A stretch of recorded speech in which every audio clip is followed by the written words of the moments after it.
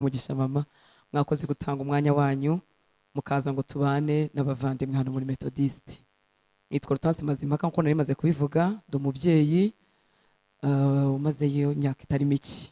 Bakutanze abanujuje imyaka 30 nshatse, Mwami Yesu yangiriye neza. Ampa agakiza, mfite abahungu n'abakobwa, kandi ndakomeje mu rugendo rujya i Siyoni. Haleluya. Muri Methodist rero ntago nyiri umushyitsi, nanjye maze kuba umumethodiste, ndumva ari urusengero rwa gatatu rwa Methodist njemo. Rero ndashima Imana. Byo mwizera nibyo nizera, nubwo wenda twebwe tutabiririmba kwa kundi, ariko ibyo mwizera nibyo twizera. Kandi dushima umwuka w'Imana uri muri mwebwe. Ndetse nkunda n'itangiriro ryanyu, itangiriro rya Methodist ndarikunda, ububyutse bukomeye n'abagabo b'Imana. Mba nizera rero ko byo byiringiro n'iryo shyaka n'uwo mwete no kuyoborwa n'umwuka ari byo bikibagenga. Imana nibishimirwe. Ndashimira Dr. Francine wantumiye, Imana imuhe umugisha, kandi mwarakoze kumwemerera.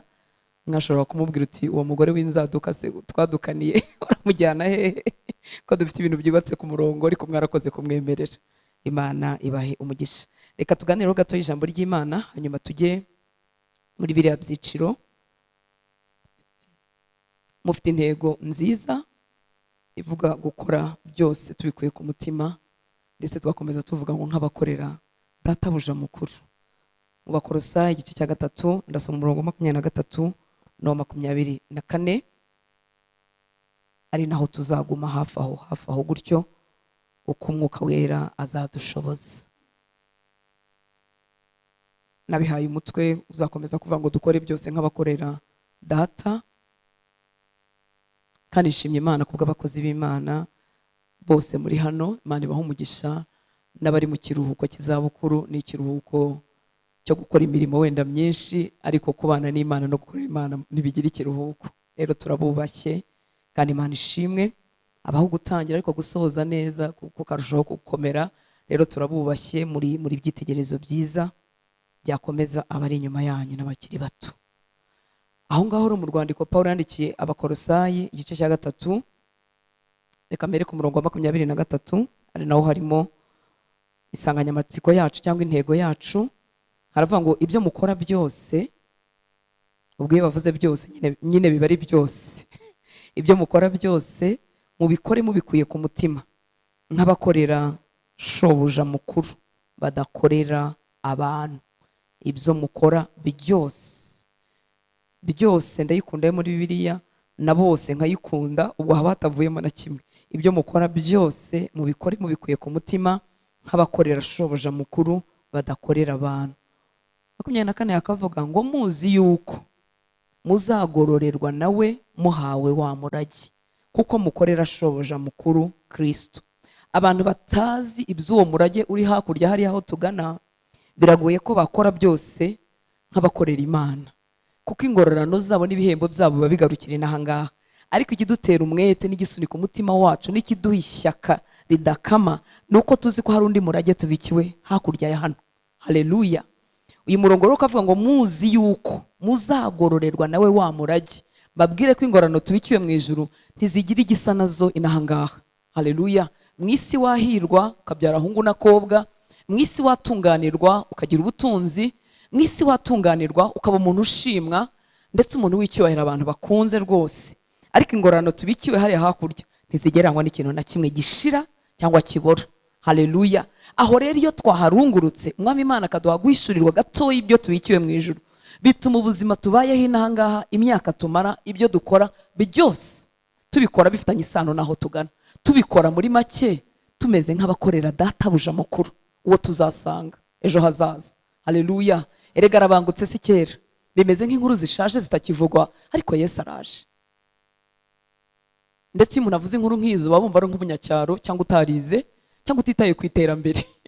Kuko iterambere ritubwira kubaka iby'inahangaha, twubaka amazu, twubaka imihanda, twige tuminuze, kandi ibyo si bibi biranadukwiriye, ariko ntibibuje ko Yesu aje. Abari maso barabizi ko itorero riri mu minsi yaryo ya nyuma. Haleluya. Barabizi ko muko ari bugufi, kubara ko Imana gutandukanye n'ukwacu. Ashobora kuzaza gutwara itorero ntakiriho, ariko ntibibuje ko biri bugufi. Uwezwa niyezwe, uwitegura niyitegure, kandi duharanire natwe gutuma benshi tuzazamukana. urarangaye cyane niba utarimo gutegurira abantu ibyo kugaruka kwa Yesu. Urarangaye cyane niba amafaranga urimo gukorera ntahahuriye no kugaruka kwa Yesu. Niba ubutunzi bwawe n'impano zawe n'imbaraga zawe n'ubwenge bwawe nta kintu birimo gukora mu gutunganya umugeni wa Kristo, nakubwira ko urangaye. Kandi umuntu ashobora kurangara ari mu rusengero. Yesu ashimwe cyane. Imana itugirire neza. Dukwiriye kumenya yuko tuzagororerwa nawe wa murage kuko dukorera databuja mukuru Kristo. Haleluya. Ndahamya rero ko iki cyifuzo cyo gukorera byose nk'abakorera Imana, cyo kunezeza Imana, kiba mu mitima y'abakijijwe bose. Burya barakigira. Abakijijwe bagira iki cyifuzo cyo kunezeza Imana. Abakijijwe bagira icyifuzo cyo gukorera Imana byose. Haleluya. Abatarahura na Yesu, wenda barahuye n'idini, bo bashobora guharanira imyanya runaka cyangwa se bagaharanira kunezeza abantu batekereza ko abo bantu bafite imbaraga zo kubaha ibihembo cyangwa kubaha imyanya. Ibyo biri ukundi. Ibyo ni iby'abantu batarahura na Yesu. Kandi abo turabagira mu madini yose. Ndahamya ko no muri Methodiste batabuze. Haleluya. Abakorera idini nabo barahaba. Yesu ashimwe cyane. Kandi ibihembo byabo bikagarukira ku idini. Ariko abahuye na Yesu kandi bari mu madini yose yizera Yesu nk'umwami n'umukiza wabo, haleluya, bafite icyifuzo cyo kunezeza Imana mu mitima yabo. Bashobora kutakigeraho, bashobora kugira intege nkeya mu rugendo, ariko umubare munini wacu twese turifuza kunezeza Imana. Ese nawe urimo nkuko nanjye ndimo? Twifuza kunezeza Imana. Imana nibishimirwe cyane. Turabyifuza. Rimwe na rimwe twaba twabura imbaraga, ariko turabyifuza. Haleluya. Haleluya. Icyababaza rero nuko umuntu yaba yitirirwa Kristo ariko ntagere, ubuzima bwe ntibuzagere kuri iki cyifuzo nyamukuru cyaho ubuzima bwe bwabaho bunezeza Imana, bwabaho bukorera databuja mukuru, akaba bishaka bikaguma ari icyifuzo, ariko imyaka igenda imucika atabigezeho. Imana itugirire ubuntu. Ubu buzima rero bubereyeho kunezeza Imana, ubuzima bukora byose bubikuye ku mutima nk'abakorera databuja mukuru ari we Kristo, ni umusaruro w'ibindi bintu bikorwa inyuma rimwe na rimwe bitagaragara. Ikintu rero naje kubona mu buzima bwa Gikristo ni hamwe mu abantu bategereza gusarura aho batabibye. Mwarabibonye? Niba ari uko agakiza tukakira ku buntu tutagakorewe, Imana ikaduhera ibintu byinshi kubw'ubuntu, no mu ijuru tuzajyayo kubw'ubuntu atari kubw'imirimo, tujya tugoraho mu mutego wo kumera nkaho n'ibindi byose biri bwikore, tugategereza gusarura ntacyo twakoze. Ngashaka buriya buzima bunezeza Imana, ubuzima bufite imbaraga zo gukora ibyo Imana ishaka, ariko aho bahinga kugira ngo babigereho singeyo. Murumva bitaba ari ubupfapfa gutegereza gusarura aho utabibye? Imana itugirire ubuntu. Ni ubuzima bukomoka mu musaruro w'umubano wanjye n'Imana. Haleluya. Kugira ngo umwana w'Imana, kugira ngo umukozi w'Imana, kugira ngo umukristo abashe guhagara muri iyi ntego mufite yo gukora byose abikuye ku mutima, adahushura, adakora ibiri inyuma bitari ku mutima, agere kuri urwego gukora byose abikuye ku mutima, kandi byose abikore nk'ukorera Imana. Ntibivuga ko tutagira ubuyobozi hejuru yacu naho dutanga ripoti z'ibyo twakoze, z'imirimo twakoze mu nzu y'Imana, zabo twabwirije, zabo twasuye. Ibyo birasanzwe muri administration, ripoti tuzikore kandi tuzikorere ku gihe, ariko mu mutima w'ukorera Imana, umurimo wari wo wose uworoheje, wo twita uworoheje n'ukomeye, mu mutima harimo iki? Ese urabikora usunitswe n'ishyaka ryo gukorera Imana? Ese urabikora nk'uha raporo Imana? Haleluya. Urasura uwo ugomba gusura nk'ubikorera Imana, nk'uzashimwa n'Imana. Haramutse nta muntu n'umwe udushimye, haramutse nta muntu n'umwe umenya ibyo twakoze, ese twakomeza tugakoranira ishyaka? Mana nishimye. Haleluya. Haleluya. Ibyo rero bikomoka mu musaruro w'ubuzima bwenda kumera nk'uburahiherereye, bwenda kumera nk'uburi mu ibanga, hanyuma bikazatanga wa musaruro, umuntu akabaho abereyeho Kristo, abantu bahari cyangwa badahari, abantu babishima cyangwa batabishima, ahuye n'ibimugoye cyangwa se muri iyo myaka yahiriwe, agakomeza gukora byose nk'ukorera Kristo. Imana nishimye. Haleluya. Yesu rero murabizi ko ari umuntu uri serious. Yesu niwe mugabo utarigeze ashyeshya cyangwa ashuka cyangwa areshya abamukurikira. Mwarabibonye, yababwije ukuri.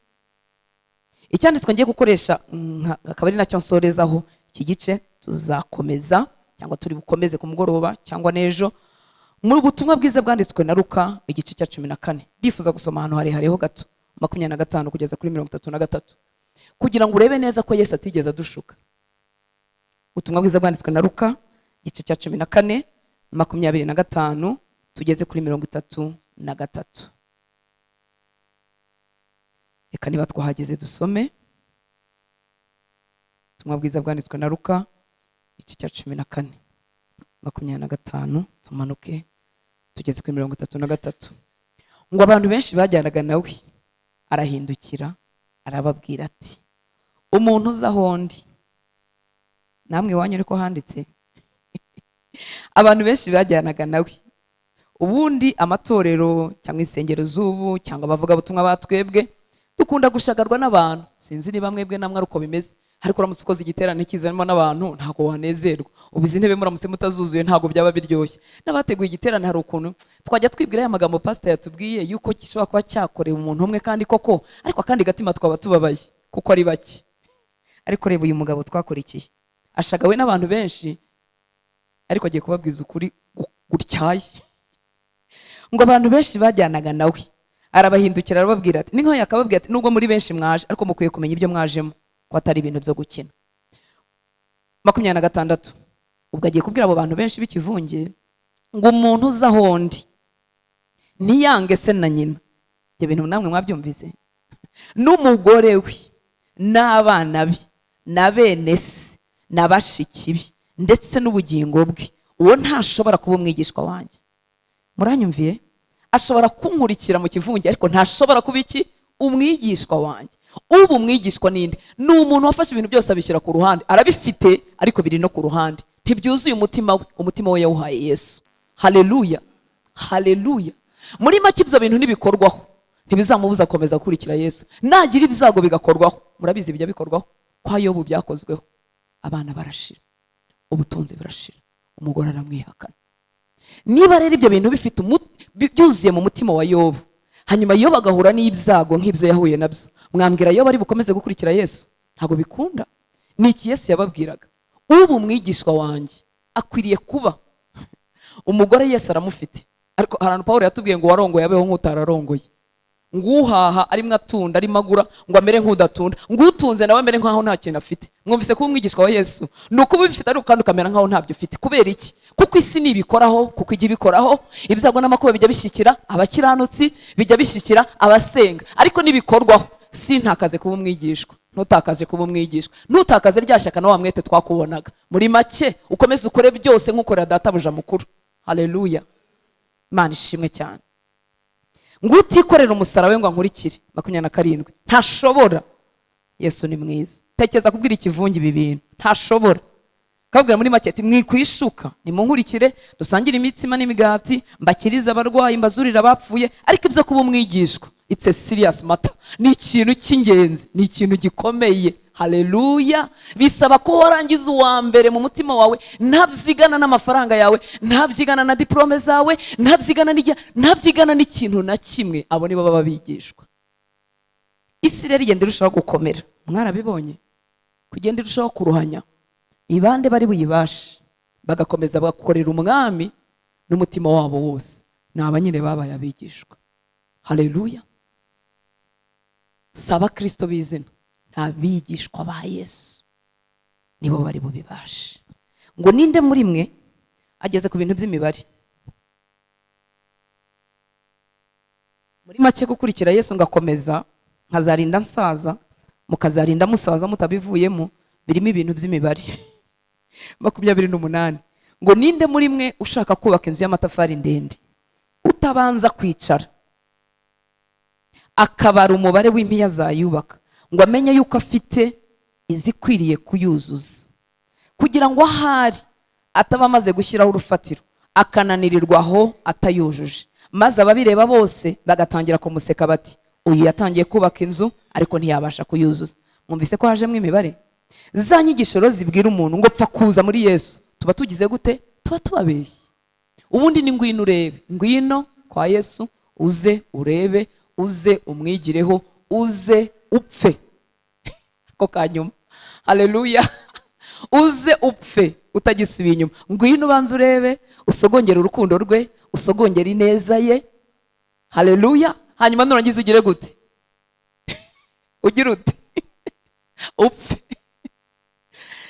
Ubwo rero tubwiye umuntu ngo ngwino kwa Yesu hanyuma ukomeze kwiberaho nk'uko wari ubayeho, kwa Yesu biranagana, ariko harimo n'ikintu cyitwa gupfa. Imana ishimwe cyane. Niyo mpamvu bababwira ati nimubanze mutekereze neza ibintu mugiyemo, harimo ibintu by'imibare. Haleluya. Ninde muntu ufite ubwenge wajya kubaka inzu ndende ntabari icyo bizamusaba? Gukurikira Yesu bidusaba iki? Bidusaba byose. Vuga ngo byose. Sibyo bintu muri methodiste barabikora byo kuvugisha abantu ngo vuga. Byo nibyo munzaduka. Haleluya. Ariko gukurikira Yesu bivuga iki? Gusiga byose. Ntangiye urugendo rudafite gusubira inyuma. Ntangiye urugendo rudafite kunyuzamo ngere hagati ngabanukirwe. Ntangiye urugendo rudafite kuvuga ngo Yesu ngo waranshutse. Ntangiye urugendo rutavuga ngo se ngo ibi ngibi sinenzi ko bizabamo. Oya, nabyo birimo. Yohana yaravuze ngo ni mwene so musangiye iki? Amakuba n'iki? N'iki? Ubyahishuwe. Musangiye amakuba no kwihangana, harimo n'ubwami, ariko n'amakuba arimo. Ati none uyu mubyeyi batuzaniye kumona nta cyiza arimo atubwira. Ni Yesu wabivuze ngo umuntu nabare ejo atagera hagati abantu bakamuseka. Ngo uyu yatangiye kubaka inzu ariko ntiyabasha kuyuzuza. Ku murongo wa 31 ngo cyangwa se hari umwami wajya kurwana n'undi ntabanze kwicara ngo ajye inama yuko yabasha gutabara n'ingabo ze inzovu imwe ibihumbi 10 ubwo ngubwo, ngo arwane n'umuteye wafite ibihumbi 20 cyangwa inzovu ebyiri. Ngo bitabaye bityo wa wundi akiri kure cyane atuma intumwa ze akamubaza icyo yamuhongera ngo babane amahoro, kuko yabonye ko atazamutsinda. Ngo nuko rero namwe, umva ko ashoje, nuko rero namwe umuntu wese muri mwe udasiga ibyo afite byose ntago bivuga ngo ndaba umugabo uri irresponsible utita ku muryango uzahora azerera. Ntibivuga ngo ndaba umuvuga butumwa w'umugore w'indangare utarera abana utubaha umugabo, si icyo bivuga. Nta nubwo bivuga ngo urata akazi kawe urareka gukora, ariko ndabyimura byose ndabyimura mu mutima wanjye, hicaremo Yesu wenyine. Haleluya. Ngo nuko rero namwe umuntu wese muri mwe udasiga ibyo afite byose ntashobora kuba umwigishwa wanjye. None twibwije kuri inshuti z'Imana, abigishwa ba Yesu mubona ari bangahe? Barahari. Hari cya kivunge cyuzuye insengero zacu. Abigishwa ba Yesu ni bangahe? Ese dufite abizera basize byose mu mitima yabo, ko tubona imiyaga y'isi babasha bakanyeganyega, ubwo byose byashize mu mitima yabo? Ese byibuza baranabyifuza? Byibuza turabishaka, kuko bihera mu kubyifuza. Haleluya. Mukore byose mubikuye hehe? Ku mutima. Mumeze nk'abakorera nde? Databuja mukuru ari we Kristo. Reka mfate urugero rwa Stefano turangiriza ahangaha. Stefano ahamya Yesu yarazi ko no gupfa bishoboka. Kandi mwibuke ko nabyita nkaho yahawe amahirwe yo kurekeraho kumuhamya. Murabizi yavuze ijambo ry'Imana, avuga amateka y'iwabo y'Abayuda, avuga ahera kure, ahera kwa Abraham arazagera kwa Dawidi, arakomeza umusore mutoya wari umudiyakoni. Mwibuke ko yari yatorewe kugira gute? Kugabura nk'uko turi buze kurya. Ndabizi turi burya. Yari yatorewe kuba ari mu mirimo inyuma yo kugabura. Ntabwo yari hamagara umurimo wo guhagarara ku gatuti, ariko yarazi Imana ye. Haleluya. Yari umwigishwa wa Kristo, uri mu mirimo y'inyuma yo guteka, ariko umwigishwa wa Kristo. Niba tutarimo kurera abantu kugera kuri rugero rumeze nk'urwa Stefano, turimo turibeshya. Imiyaga n'isi niza izabagosora tubaburi. Mani tugirira ubuntu. Haleluya. Ninde ushobora kurera umwigishwa? Ni umuntu nawe wahindutse umwigishwa wa Kristo. Abigishwa nibo babyaye abandi bigishwa. Stefano bamuteye ibuye rya mbere, reka mbivuge, bimeze nko kumuha amahirwe ngo isubireho, reka guhamya uwo mugabo. Bamuteye ibuye rya mbere ariko ntiyarekeraho, arakomeza aramuhamya. Sinzi niba yaragiye gupfa ageze ku ibuye rya kangahe, ariko umusore yemera gupfa, agera aho apfa burundu, birarangira. Ya Mana yahamyaga yari imutegereje. Na nubwo Yesu yamanutse ngo akubite abamuteraga amabuye, ahubwo yari amutegereje. Ngo bararebanaga, ngo bamutera amabuye bamwitegereje, ngo babona mu maso ye harasa nk'amarayika. Haleluya. Isi yari yarashize mu mutima w'uwo musore. Niyo mpamvu bamushinyikira amenyo bakamutera amabuye, ariko mu maso ye hagakomeza hagasa nk'amarayika. Niba tutarabigishwa ba Kristo, bamaze byose mu mitima yabo, turimo turatakaza umwanya. Twakabaye turi mu isoko ducuruza, twakabaye turimo turera abantu. Haleluya. Kuki mvuza aya magambo? Nuko dufite insanganyamatsiko nziza ivuga gukora byose tubikuye mu mutima. none mu mutima harimo iki? Ese huzuye Yesu? Ese ibyo mukorera bivuye ku mutima ndabikura hehe niba Yesu atuzuye mu buzima bwanjye? Imana ishimwe. Rero gukora byose tubikuye ku mutima nk'abakorera databuja mukuru bizaterwa n'ikiri mu mutima wawe, n'icyo washyizemo. Kandi icyo nkundira mu mutima ntihamenywa na pasiteri wawe. Siko rimwe na rimwe n'umugore wawe atahamenya, n'umugabo wawe ntahamenye. Gusa tugenda tuharunguruka gatoya ku mbuto utwerera, ku mirimo y'inyuma, niho tugenda turunguruka ikiri mu mutima wawe, ariko hazwi n'Imana yonyine. Imana ibaha umugisha. Turi mu giterane cyiza, kandi Imana ishimwe ku muteguro wose mwakoze, utunzi bwanyu mwatanze, amajoro mwaraye, ariko reka twifuze koko kubikora tubikuye mu mutima urimo Kristo. Cyo nkundira Yesu rero, abamushaka bose baramubona. N'uyu munsi twafata ibyemezo, twavuga uti maze imyaka nkorera Imana, ndi mu nzu y'Imana, ariko ndumva nshaka kongera gutangira bundi bushya. Haleluya. Ubundi umumaro w'ijambo ry'Imana ni iki? Ni ukudusigamo inyota yo kongera gutangira bundi bushya. Ukavuga uti Mwami, noneho ngiye kugukorera, ngiye gukora byose, ndetse gusigana n'abantu, ndetse kureba ku bantu, ngiye gukora byose nkuzi neza ko ingororano ze azitegereje kuri wowe. Haleluya.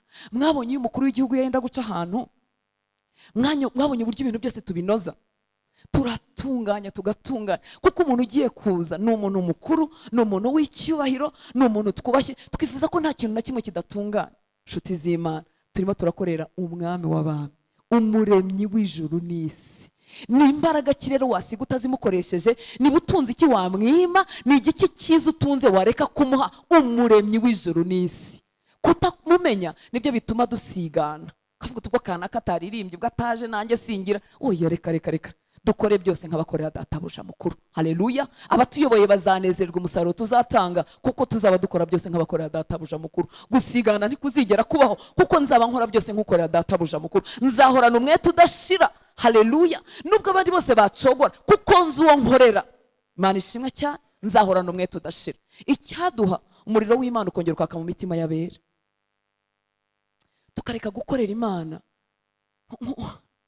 nk'umudatabuja udahemba, nk'umubosi utafite icyo ari cyo, nk'umubosi utagira icyo amara. Turamutse tumenye Imana dukorera, twasiganwa, twava mu bunebwe. Haleluya. Twagira ishyaka ridakama. Nta muntu wajya arinda kutwibutsa ibyo dushinzwe gukora. Imana ishimwe. Mwami Yesu abaho umugisha. Reka dusengere ako gace, hanyuma abakozi Imana batuyobora tujya mu kindi gice. Mu mutima wawe harimo iki, nshuti y'Imana? Mu mutima wawe harimo iki?